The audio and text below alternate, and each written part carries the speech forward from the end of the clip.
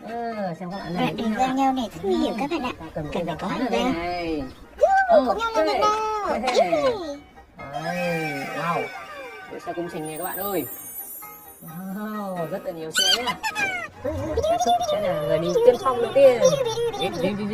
Bạn sẽ xúc xanh. Tiếp tục bạn xe tải. Bạn sẽ xúc tràm đang đào một cái gì đó.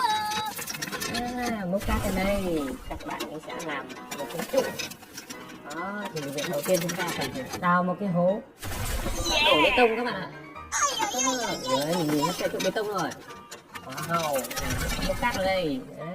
Đầu kia, đầu kia. Các bạn này, lại đào tiếp à? Đào hai bên trụ song song nhá. Rồi, bạn phải cát đi nè. Hay chưa?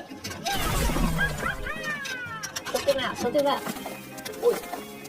Yeah.